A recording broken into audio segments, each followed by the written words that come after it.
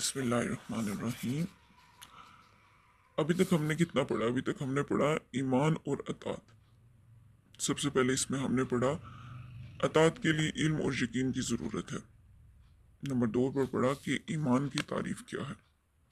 और आज हम नंबर 3 पे पढ़ने लगे हैं कि इल्म हासिल करने का ज़रिया। अतात के लिए इल्म की ज़रूरत तो मालूम है। अब सवाल ये है कि खुदा की सफ़ात और इसके पसंदीदा कानून और आखिरत की ज़िंदगी के मुतालिक सही इल्म जिसमें यकीन किया जा सके किस जरिए से हासिल हो सकता है।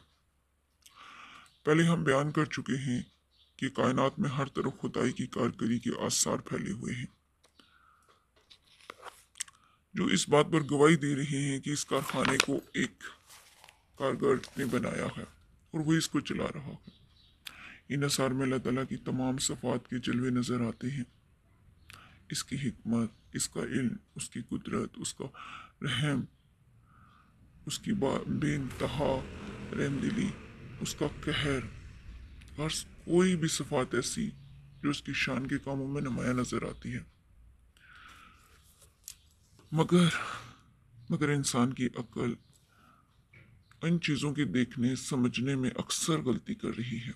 ये सब असर आंखों के सामने मौजूद है और इसके बावजूद किसी ने कहा खुदा 2 है, किसी ने कहा 3 है, किसी ने बेशुमार खुदा मान लिए, किसी ने खुदा के टुकड़े टुकड़े कर दिए और कहा कि एक बारिश का खुदा, एक हवा का खुदा, एक आग का खुदा।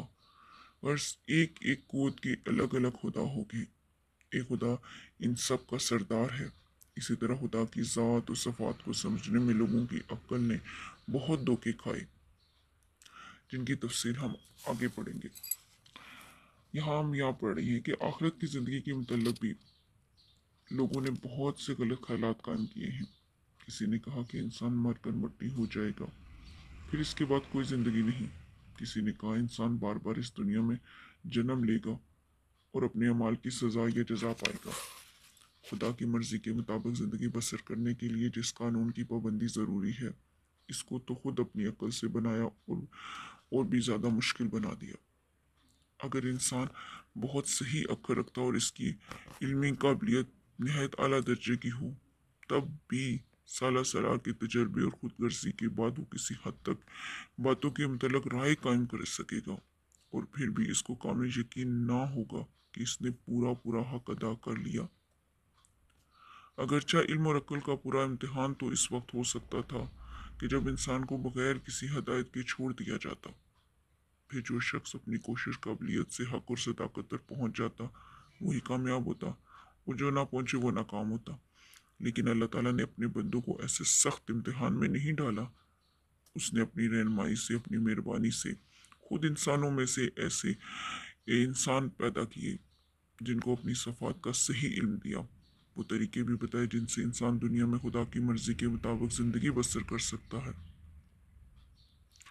आखिरत की ज़िंदगी के मतलब भी सही वाकफियत बख्शी, इनको हदायत की है कि दूसरे इंसानों को इल्म पहुँचा दें। ये अल्लाह के पैगम्बर हैं जिस ज़रिए से खुदा ने इनको इल्म दिया, उनका नाम वही है। और जिस किताब में इसको ये इल्म दिया गया उसको अल्लाह की किताब, अल्लाह का कलाम कहते हैं।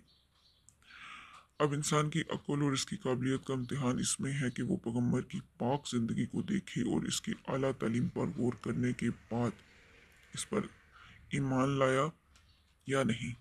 अगर वो हक शनास और हक परस्त है तो सच्ची बात और सच्चे इंसान की तालीम को मान लेगा और इम्तिहान में कामयाब हो जाएगा। और अगर इसने माना तो इनकार के मानी यही होंगे कि इसने हक और सदाकत को समझ और कबूल करने की सलाहियत खो दी। ये इस सूरत में होगा कि अगर उसने माना भी और फिर भी इनकार कर दिया, यानी ये इनकार इसको इम्तिहान में नाकाम बना देगा और खुदा और इसके कानून और आखिरत की ज़िंदगी के मतलब वो कभी सही इल्म हासिल नहीं कर सकेगा।